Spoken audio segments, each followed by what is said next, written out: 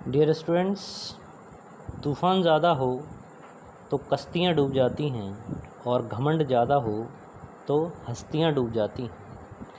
तो अपनी हस्ती को लगातार ऊंचाइयों के शिखरों पे पहुंचाते जाइए और घमंड को जितना तली में पहुंचा सकें, जितना गहरे रसातल में पहुंचा सकें, उतने में उसे दबाकर अपनी हस्ती को निखारते जाइए।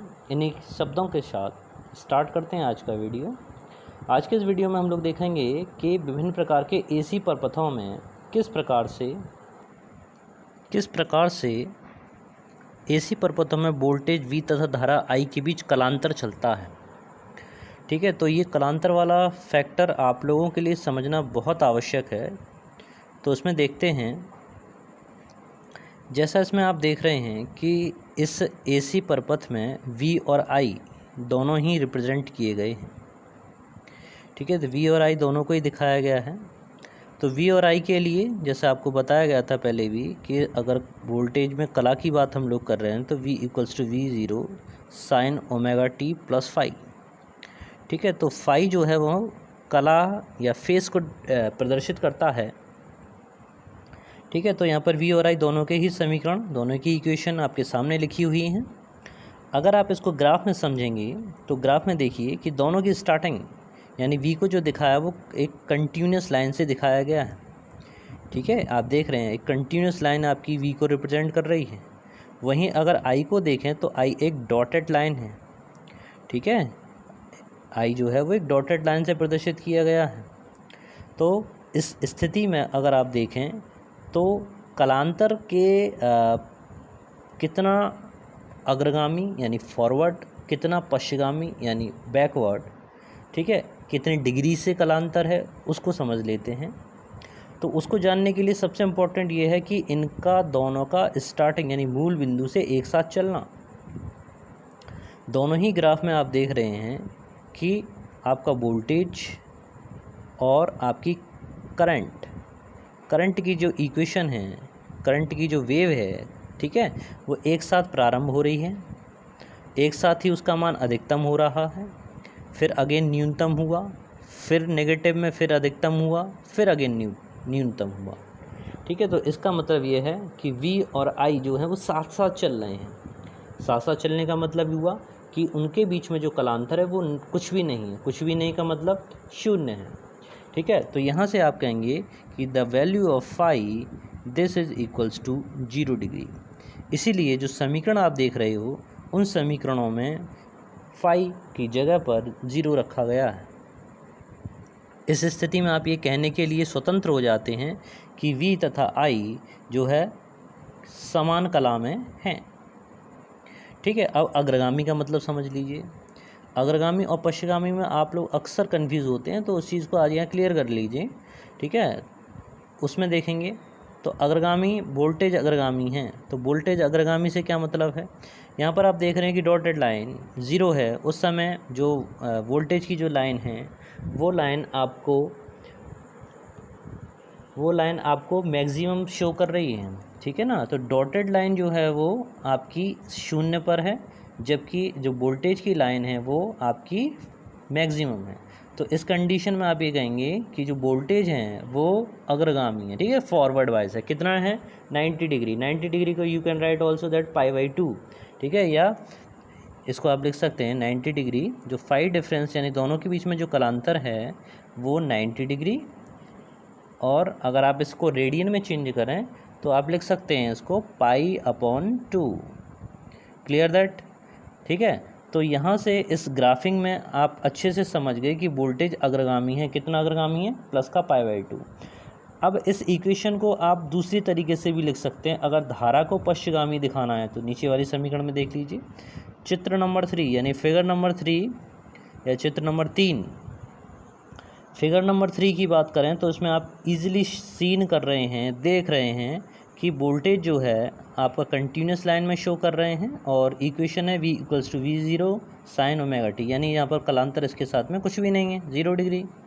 ठीक है, वहीं पर अगर आप इसके संगत करंट यानी इसके साथ में जो भाई V और I दोनों साथ साथ चलते हैं, ठीक है। तो V और I दोनों साथ साथ चलेंगे, तो उसमें अब ये देखना होता है कि दोनों के बीच में कोई फेस डिफरेंस तो नहीं, अगर है तो कितना है, ठीक है। तो यहाँ पर आप स्पष्ट देख रहे हो कि ये जो करंट की लाइन शो की है वो वाई एक्सिस पे है, वाई डैश एक्सिस पे, यानी नेगेटिव है, ठीक है ना। तो यहाँ पर जब वोल्टेज आपका 0 डिग्री है तब को जो करंट है वो आपकी नेगेटिव है ना। और कितने डिग्री से नेगेटिव है, -π/2 है। तो आप यहाँ पर ये कहेंगे कि धारा जो है वो कैसी है, पश्चिगामी, यानी बैकवर्ड है। कितने फेज से, π/2 से है।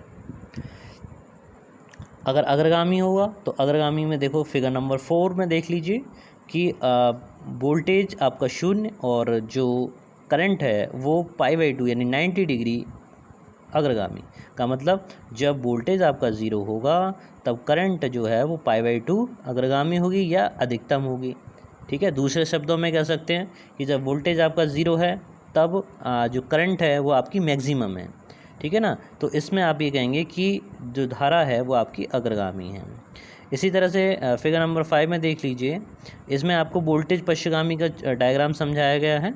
तो इसके डायग्राम में भी वही है कि वोल्टेज अब आपका नीचे की तरफ है, ठीक है। इसको डायग्राम में और समझा देते हैं।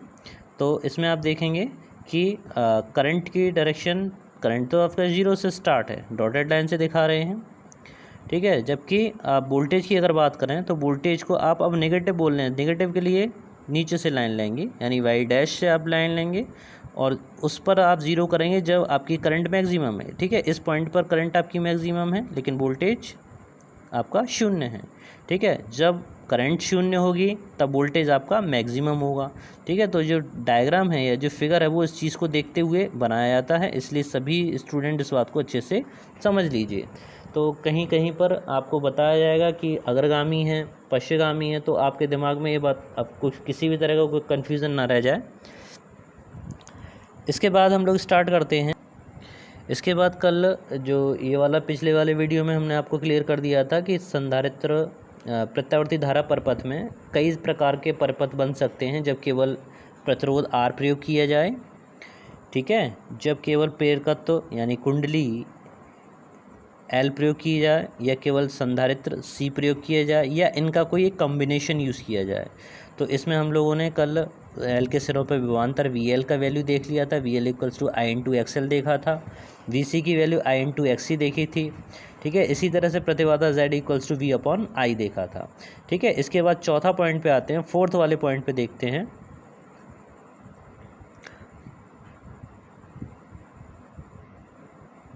फोर्थ वाले पॉइंट में हम लोग बात करते हैं शक्ति क्षय के बारे में, ठीक है, पावर के बारे में। तो इस पावर की वैल्यू कैसे पता चलेगी उसके लिए देखेंगे कि AC परपथ में शक्ति क्षय का मान निम्न समीकरण के द्वारा ज्ञात किया जाता है, यानी इस इक्वेशन के द्वारा हमको मिलेगा।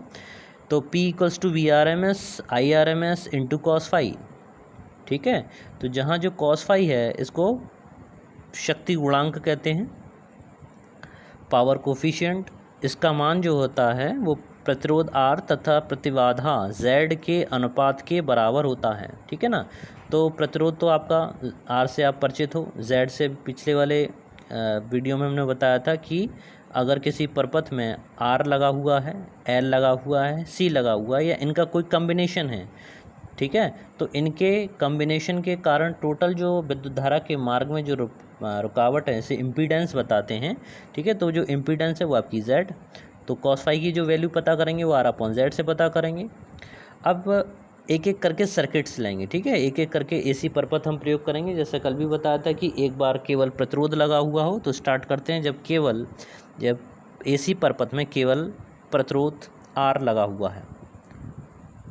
तो चित्र आपके सामने जैसे अब देख रहे हैं कि ये प्रतिरोध लगा रखा है A और B टर्मिनल के बीच में, और इसमें धारा स्रोत एक AC मेन से है, ठीक है। AC मेंस का सिंबल ध्यान रखिए, क्योंकि DC करंट का सिंबल एक बड़ी तथा छोटी लाइन से दिखाते हैं। बड़ी वाली लाइन पॉजिटिव होती है, छोटी लाइन नेगेटिव होती है। जबकि AC की अगर बात करें तो उसमें साइन वेव को हम लोग दिखाते हैं, जैसे चित्र में आप देख रहे हैं, ठीक है, डायग्राम में आप देख रहे हैं, ईजिली सीन है, ठीक है।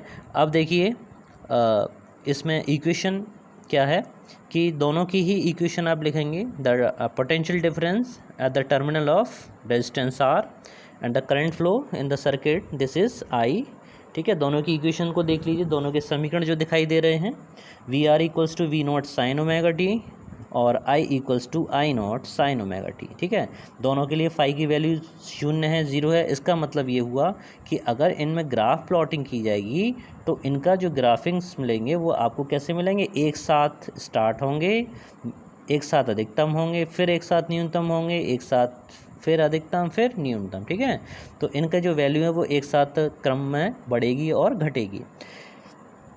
बाकी यहाँ डायग्राम में आप अगर इसको वी आर और आई की डायरेक्शन अगर दिखाना चाहते हैं तो दोनों को इस सेम डायरेक्शन में यहाँ पे दिखाएंगे। ओमेगा टी यानी थीटा जो है, theta equals to omega into T, X axis और वाई एक्सिस पे। ठीक है, क्योंकि इसमें केवल प्रतिरोध लगा हुआ है इसलिए परपथ का जो प्रतिरोध होगा ओम के नियम से V equals to I R होता है। तो R की जो वैल्यू निकालेंगे वो वी आर अपॉन आई।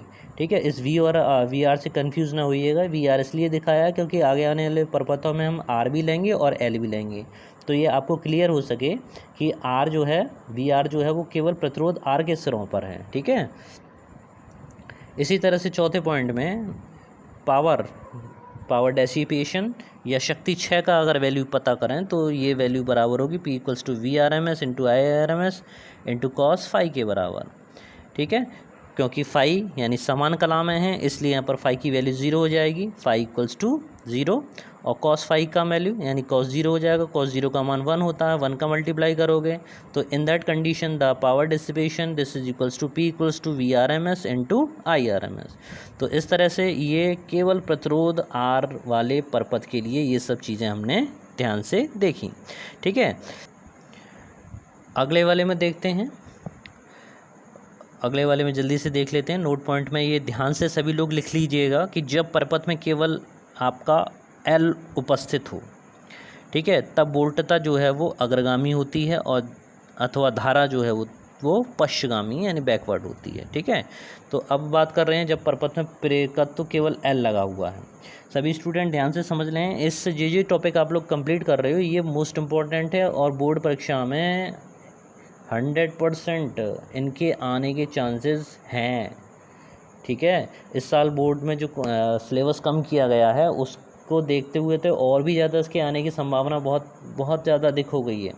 तो सभी स्टूडेंट ध्यान से इस पूरे चैप्टर को डे बाय डे नोट्स बनाते जाएं, अपने पास में लिखते जाइए, समझते जाइए। कोई भी प्रॉब्लम हुआ करे कमेंट कीजिए करिए। आप लोगों का बहुत अच्छा रिस्पॉन्स आ रहा है, व्यूज़ देख रहे हो, लेकिन अभी भी सुस्ती आप लोगों में दिखाई दे रही है अच्छे से। ठीक है ना, इतना स्लो मत चलो, स्लो चलोगे तो फिर पीछे रह जाओगे, पीछे वाला आपसे आगे निकल जाएगा। काफ़ी अच्छे स्टूडेंट्स हैं, उनके कमेंट आते हैं, ठीक है, लेकिन अभी उतनी क्षमता नहीं दिखाई दे रही आप लोगों में ज़रा भी। तो कोशिश कीजिए ज़्यादा से ज़्यादा व्यूज़, जो 2-3 दिन में आप लोग 50-60 तक पहुंच रहे हो, एक दिन में कंप्लीट हो जाना चाहिए टारगेट। तो कितनी बार कहें आप लोगों से। VL आगे देखते हैं। तो जब परपथ में केवल स्वपेकत्व तो केवल L लगा हुआ है, ठीक है, तो उस L की कंडीशन में अब जब ये कह रहा है कि जो वोल्टेज है वो अग्रगामी है, तो आप इस समीकरण को दो तरह से, इस इक्वेशन को दो तरीके से लिख सकते हो, या तो +π/2 कर दो या करंट को पश्चगामी कर दो। ठीक है, आप दोनों ही तरह से किसी भी प्रकार से इसको प्रयोग कर सकते हैं। यहाँ पर हमने करंट को पश्चगामी किया है। ठीक है ना, तो अब जो है कि VL का मतलब समझ में आ गया होगा कि VL जो है वो कुंडली L के सिरों के बीच में विभवांतर है, the potential difference across the inductor. ठीक है, तो उसमें ये जो कुंडली लगी हुई है उसके सिरों पर विभवांतर VL की value V0 sin ω t। Current की वैल्यू अगर आप लिखेंगे तो I = I0 sin ω t -π/2। ठीक है ना, तो इस तरह से सबसे पहले इसकी इक्वेशंस लिखा करिए जो समीकरण दिखाई गई हैं आपको। उसके बाद में अब VL तथा I समान कला में नहीं होंगे, केवल कब होते हैं, जब प्रतिरोध होता है। ठीक है, अब इसमें प्रतिरोध तो है नहीं, L लगा हुआ है, इसलिए समान कला में नहीं होंगे। फिर क्या लिखेंगे आप, धारा वोल्टेज से कितना π/2 पश्चगामी होगी। ठीक है, तो π/2 जब पश्चगामी होगी तो उसका सर्किट डायग्राम ग्राफिंग दिखा दीजिए। एक्स में एक्स एक्सेस एक्स डैश, ऊपर वाई और नीचे वाई डैश। ठीक है, तो ये समीकरण आपने कंटिन्यूस वाली में लगातार जो लाइन दिखा रहे हो वो VL है, और डॉटेड वाली लाइन जो है वो आपकी करंट को रिप्रेजेंट कर रही है। यहाँ पर ग्राफिंग्स में इन दोनों के बीच में वोल्टेज VL और I के बीच में कितना डिफरेंस, π/2। ठीक, नेक्स्ट देखिए आगे इसमें, अगर जैसे पिछले में पढ़ा था आपने, प्रेरकीय प्रतिघात निकालना होगा, क्योंकि अब इसमें इंडक्शन कॉइल आपकी लगी हुई है, तो प्रेरक प्रतिघात आपका कितना हो जाएगा, एक्सएल की वैल्यू ओमेगा एल, और आप इसको लिख सकते हो 2πfl, ठीक है, where F is the frequency of the AC mains, ठीक है, तो 2πf इंटू कैपिटल एन। ठीक इसी तरह से शक्ति 6 पावर डिस्पेशन निकालना हो, P equals to BRMS into IRMS into cos 90। अब यहाँ ध्यान दो, जब cos 90 की बात कर रहे हैं तो आप जानते हो cos 90 की वैल्यू कितनी होती है, cos 90 this is equals to 0, ठीक है, और 0 का मल्टीप्लाई करेंगे किसी में भी तो शक्ति 6 कितना हो जाएगा आपका 0, यानी इस सर्किट में किसी भी प्रकार का कोई शक्ति 6 नहीं होगा, ठीक है। तो ये वाला जो आपका वीडियो था यहाँ तक ही रखेंगे, और नेक्स्ट वीडियो में हम लोग आगे के और सर्किट पढ़ेंगे जब केवल धारिता प्रयोग की जाए, जब LR यानी L और R प्रयोग किया यानी कॉम्बिनेशन प्रयोग किए जाएंगे, ठीक है। तो लगातार कोशिश करिए सभी बच्चों में शेयर करने की, और आदत बनाइए पढ़ने की, ठीक है, एजुकेशन लेने की, ज्ञान सीखने की, ठीक है। इन्हीं शब्दों के साथ आज का वीडियो यहीं समाप्त करते हैं, नेक्स्ट वीडियो में मिलते हैं, तब तक देखते रहो, पढ़ते रहो, बढ़ते रहो। जय हिंद, जय Bharat. Thank you very much.